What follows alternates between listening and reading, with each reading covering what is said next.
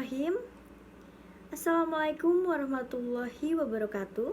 Perkenalkan, nama saya Devi Puspitasari, NIM 12110111 dari program studi Pendidikan Guru Madrasah Ibtidaiyah kelas 2D.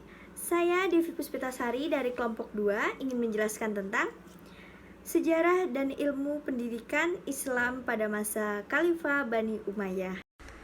Peradaban Islam dinasti Umayyah II di Andalusia.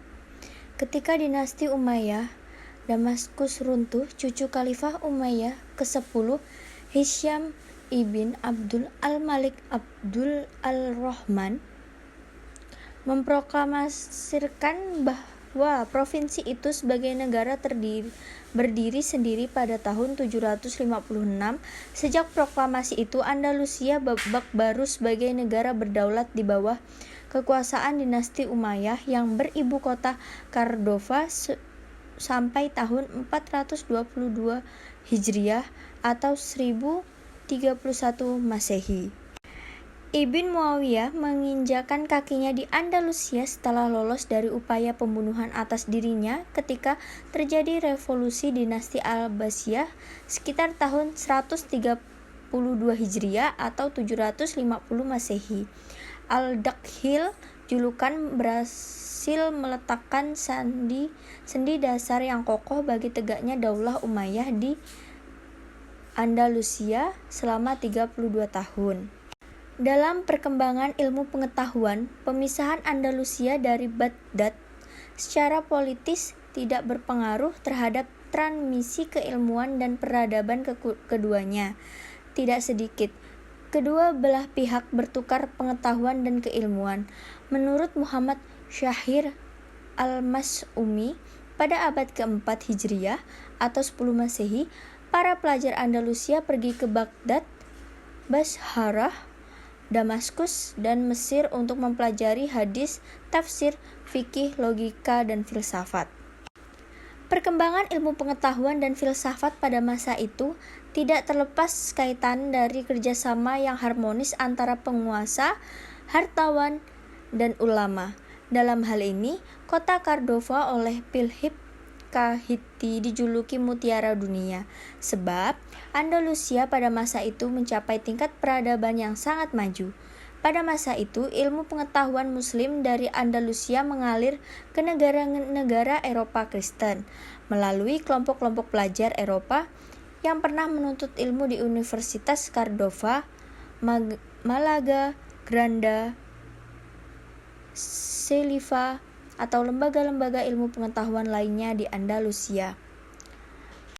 Dengan demikian, besar sekali peranan Andalusia dalam mengantarkan Eropa memasuki prodi baru masa kebangkitan. Salah satu faktor yang mendorong pesatnya perkembangan keilmuan di Andalusia seperti seorang filosof, astronom, penyair, musisi, sejarawan, fikih, teknologi, ahli bahasa, dokter, dan sebagainya, dikarenakan penuntutan ilmu di dalam dunia kuno dari abad pertengahan teristimewa dalam dunia Islam. Pada masa pemerintahan dinasti Umayyah II ini, lembaga-lembaga pendidikan banyak dibangun di berbagai penjuru kerajaan, sejak dari kota-kota besar sampai ke desa-desa. Hal ini terbukti pada masa pemerintahan Al-Mutanhir yang memiliki 800 sekolah, 70 perpustakaan pribadi, di samping perpustakaan umum, di mana diriwayatkan kumpulan buku-buku tersebut mencapai 400.000 eksemplar. Lebih lanjut, Al-Muntasa mendengar bahwa Irak Abu Al-Faras Al-Isbani sedang menyusun kitab Al-Ghani. Ia mengirim uang 1.000 dinar kepada pengarangnya untuk mendapat kopi pertama dari buku tersebut. Oleh karena itu, kitab Al-Faghani ini lebih dahulu dibaca Andalusia daripada Irak, di mana pengarangnya bertempat tinggal. Lalu, kontribusi terhadap pendidikan masa sekarang. Nilai moral, prinsip-prinsip, dan tujuan pendidikan akan muncul bila berhasil memahami Al-Quran dan hadis secara cerdas dan cerdik. Begitu juga mengamati tradisi dalam Islam dengan baik juga melahirkan pemahaman intelektualisme yang menjadi salah satu inti utama dalam tradisi pendidikan Islam. Yang menurut Fazlur Rahman, intelektualisme Islam adalah ciri intelektual Islam adalah ketepatan metode dalam menafsirkan Al-Quran secara jernih, komparatif, integral, analitik, serta ilmiah. Tradisi Islam yang dikembangkan oleh Syahid Hussein Nasar dan Muhammad Arkaun yaitu mirip sebuah pohon di mana akar-akarnya tertanam melalui wahyu di dalam sifat ilahi dan darinya tumbuh batang-batang dan cabang-cabang yang sepanjang zaman.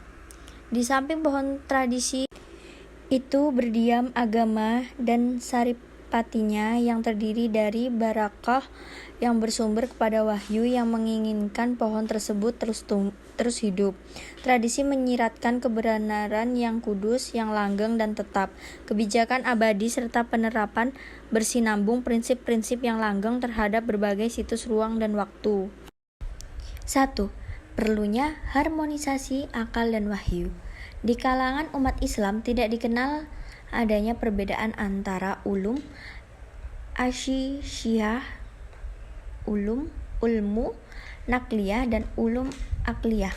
Namun dalam implementasinya sebagian lembaga pendidikan yang berlabelkan Islam masih mempunyai pandangan diskriminasi pengetahuan dengan bahasa, belajar filsafat, kimia, biologi, matematika, dan sebagainya yang sekarang sedang dikembangkan bahkan diperluas oleh orang non-Islam adalah haram, sementara belajar usul fikih dan sebagainya adalah wajib.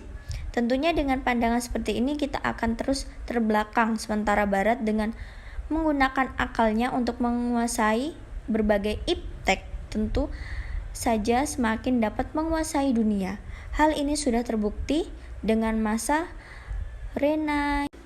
Renaissance sekitar abad 14 sampai 17. 2. Pertukaran pelajar sehingga tidak hanya belajar pada satu lembaga. Untuk keluar dari sinshift Kristenisme, pertukaran pemikiran diperbolehkan dengan syarat tidak merampas apa yang digariskan oleh nilai-nilai yang terkandung dalam Islam. Misalkan, dalam teori etika, tindakan moral mengasumsikan adanya otonomi perbuatan manusia, oleh karenanya haruslah bertanggung jawab kepada diri sendiri bukan kepada Tuhan. Lebih dari itu, untuk mencapai derajat kemanusiaannya seperti prima manusia harus menindakkan Tuhan dan menggali serta mampu mengaktualisasikan potensi kemanusiaan. 3. Terdapat lembaga-lembaga pendidikan di pusat-pusat kota sebagai sarana pendidikan.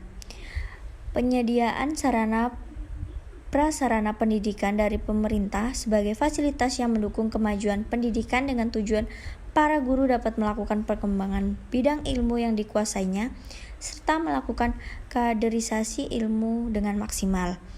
4. Penerjemahan buku-buku atau ilmu-ilmu dari bahasa asing ke bahasa nasional dan disempurnakan untuk kepentingan keilmuan Islam. Manusia merupakan animal symbolisium, yaitu makhluk yang hidup dengan simbol-simbol. Berbahasa pada dasarnya berpikir dan berpikir tidak mungkin tanpa bahasa, meskipun berbahasa tidak selalu harus berbicara ataupun menulis.